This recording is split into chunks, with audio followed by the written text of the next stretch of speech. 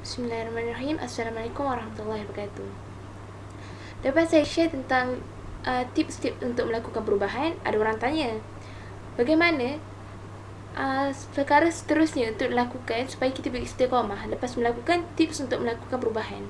Sini saya nak share lah, di mana Rasulullah SAW pernah bersabda, sesungguhnya di dalam hati manusia itu ada seketul daging. Jika baik daging itu, maka baiklah seluruh manusia itu. Jika sekiranya buruk daging itu, maka buruklah seluruh manusia itu. Ketahuilah seketul daging itu adalah hati. Di mana untuk melakukan perkara yang berkaitan dengan Allah dan untuk istiqamah ke jalan itu, semuanya bergantung pada hati. Di mana hadis pertama Imam Nawawi, Innama amalu binniyat. Semuanya bermula dengan niat. Niat itu bergantung pada hati sendiri. Di mana hati ni perlu dirawat. Di mana segalanya bermula dengan hati. Hati berniat, kita melakukan. Jika kita berniat yang baik, kita akan lakukan yang baik. Jika kita berniat yang jahat, kita akan terjerumus ke arah yang kejahatan. Di mana ubat hati ni ada 5 perkara. Yang pertama, baca Quran dan maknanya. Di sini saya nak terangkan bagaimana kita baca Quran dan maknanya. Baca Quran dan maknanya ini perlu dikaitkan dengan diri sendiri. Di mana dalam Al-Quran, kita ketahui Al-Quran adalah petunjuk sepanjang zaman. Rasulullah SAW pernah bersabda, aku tinggalkan kamu 2 perkara.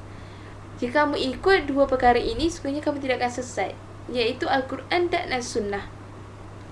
Di mana baca Al-Quran ini perlu disusul dengan tadabbur maksudnya. Al-Quran ini penuh dengan peringatan untuk setiap umat manusia. Di mana dahulu saya pernah bertanya-tanya sendirilah. Lepas saya bertudung labu, solat, puasa, zakat, saya masih belum layak untuk membayar zakat sendiri. Dan saya bertanya, apa lagi yang mampu aku lakukan? Apa lagi perlu aku lakukan? Adakah aku akan menjadi ahli syurga dengan keadaan ini? Solat, awalkan solat, berpuasa, dan itu sahaja. Kehidupan seharian umpama roda, lakukan perkara yang sama. Tiba Allah beri peringatan melalui Al-Quran, di mana kita dituntut untuk menjalankan dakwah. InsyaAllah dengan Al-Quran ini kita dapat segala-galanya, InsyaAllah. Yang kedua, berpuasa. Di mana puasa ini mempunyai pelbagai hikmah yang terselindung di sebalik puasa itu sendiri. Sebagaimana yang kita ketahui, melalui kesihatan, dia dapat merehatkan proses di dalam badan kita ni yang memproses makanan dari masa ke semasa. Jika kita berpuasa, proses itu akan berjalan dengan perlahan dan merehatkan seluruh anggota badan kita. Di mana puasa yang disyariatkan oleh Islam ialah berpuasa daripada mata, hati, perbuatan dan pelbagai lagi nafsu. Kerana itulah, untuk mengubati hati, kita perlu berpuasa supaya kita dapat menyekat nafsu-nafsu kita yang ke arah perkara-perkara yang batil tu, InsyaAllah. Di mana Rasulullah juga pernah bersabda, barang siapa yang sedikit makanannya, sihatlah perutnya dan bersihlah hatinya. Barang siapa yang banyak makanannya, maka sakitlah perutnya dan keraslah hatinya. Sambung Rasulullah lagi, janganlah kamu matikan hati kamu dengan banyakkan makan dan minum. Sesungguhnya hati itu umpama tumbuh-tumbuhan, jika disirami air yang banyak, maka ia akan mati. Di sini kita dapat lihat sejarah-sejarah para sahabat juga telah membuktikan perkara tersebut.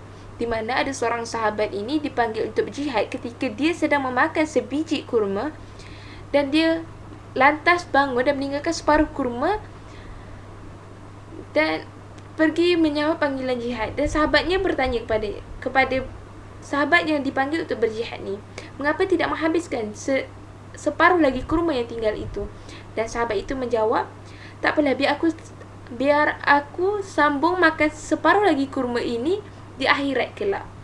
Masya Allah, subhanallah, kan? Begitu kentalnya keimanan yang ditunjukkan oleh para sahabat, kan? Di mana makanan, kalau kita sendiri azan, kita akan teruskan makanan kita, teruskan makan kita. Selesai makan baru kita pergi solat kan. Di situ kita dapat lihat yang makanan ini dapat membantu kita menjalankan perintah Allah sebenarnya, insya-Allah. Dan ketiga, bangunlah malam beribadat kepada Allah. Allah juga pernah berfirman kan, kita perlu melakukan solat malam. Di mana saya ambil contoh yang terdekat lah mengenai sirah Tariq bin Ziyad. Mana Tariq bin Ziyad ini memilih anggota yang 12,000 orang untuk menjadi pasukan peninjau di Andalusia. Dia memilih siapa yang solat 5 waktu tidak pernah tinggal dan solat tahajud tidak tinggal. Di mana kekuatan 12,000 orang tu dapat mengalahkan musuh yang berkali ganda banyak daripada mereka. Subhanallah, begitu kuatnya keimanan mereka yang melakukan solat malam itu sendiri.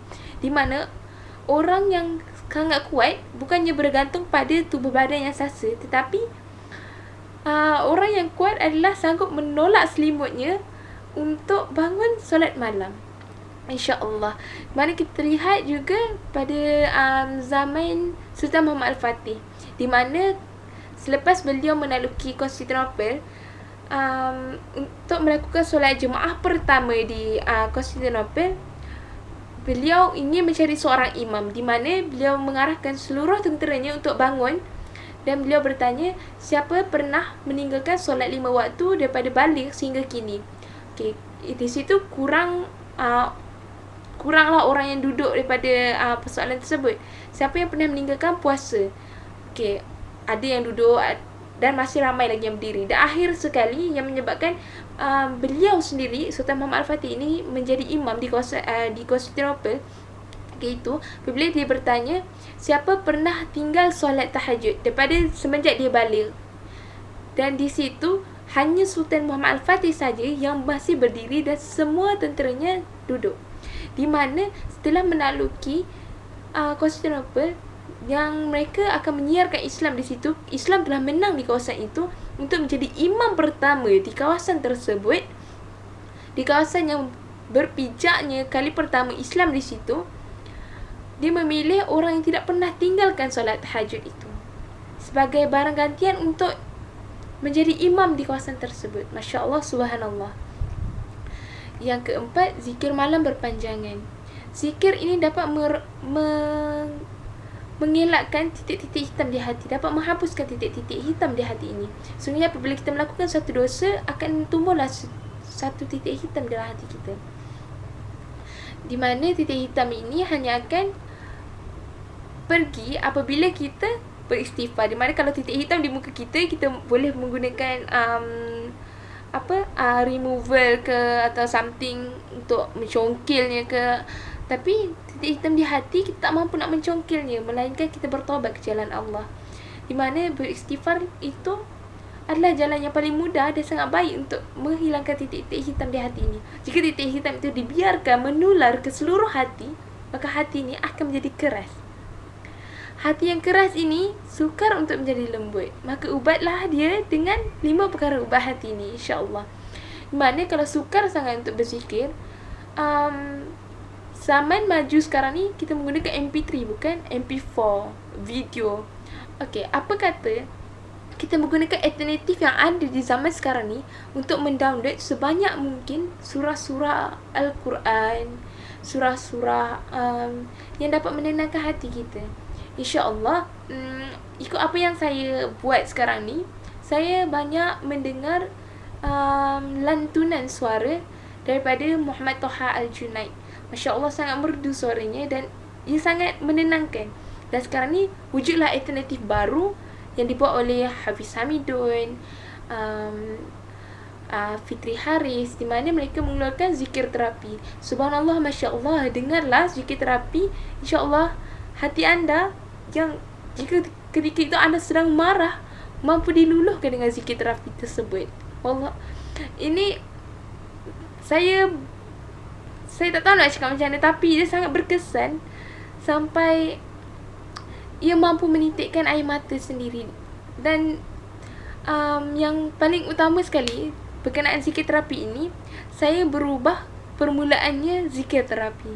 Masya Allah, subhanallah, sangat indah zikir sebenarnya, yang mampu mengubah hati yang keras menjadi sangat lembut dan menjadi sangat mencintai Allah melebihi segala sesuatu, insya-Allah. Wallahu a'lam. Dan kelima, berkumpullah dengan orang soleh, di mana jika kita pergi ke satu kawasan, iman kita masih tak kuat, dan kita pergi ke kawasan yang tidak menyanjung perkara yang hak itu, insya-Allah kita akan terikut mereka sekali. Contohnya kita berkawan dengan orang yang, contoh paling mudah lah, okey, kita orang biasa, orang Johor, tak ada logat, dan kita berkawan dengan orang Kelantan, orang Terengganu, orang Kedah, kemungkinan besar, sangat-sangat berkemungkinan kita akan terikut logat mereka. Di mana itu juga pendirian kita jika kita terikut pada orang-orang yang tidak menyanjung syariat Allah tu. Di mana pengalaman saya sendiri melihat sahabat-sahabat, jika saya tanya apa yang menghalang kalian untuk berubah ke jalan Allah, sedangkan kami telah menyampaikan apa yang sepatutnya kami sampaikan, dia berkata, saya ada kawan yang masih tidak mengikuti syariat Allah dan saya takut kehilangan kawan itu sendiri. Nampak tak? Di situ kita dapat lihat bagaimana rakan sebahaya ini mempengaruhi pribadi kita sendiri. Di situlah ubah hati yang 5 perkara ini, yang perkara terakhir ini sangat-sangat penting, di mana kalau kita sentiasa berada dalam kalangan orang yang soleh dan soleha, di mana mereka tidak akan membuang masa kita dengan menceritakan perkara-perkara yang batil tu.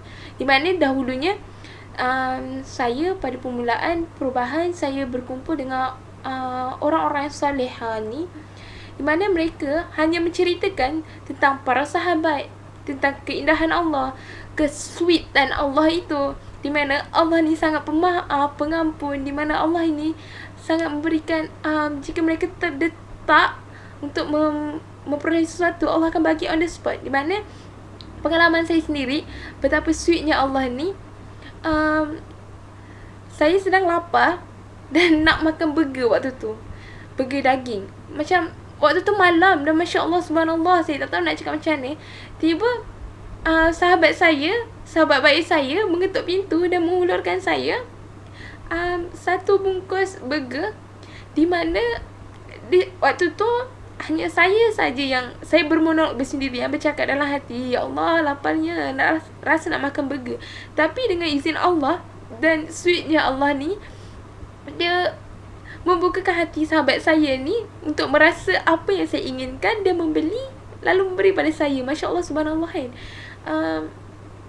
Di mana sahabat-sahabat yang soleha ini tidak pernah lekang dari mulut mereka untuk menceritakan tentang kuasaan Allah tu. Di mana jika saya sendiri lemah dan berada dalam keadaan futur, saya akan mencari mereka, kerana mereka akan mengingatkan saya tentang Allah itu, keberadaan Allah itu, keindahan Allah, kebaikan Allah, di mana mulut mereka tidak pernah lepas, tidak pernah lekang daripada perkara yang batil itu. InsyaAllah buatlah 5 perkara yang dapat mengubati hati ini. InsyaAllah kita akan dapat istiqamah dalam jalan Allah.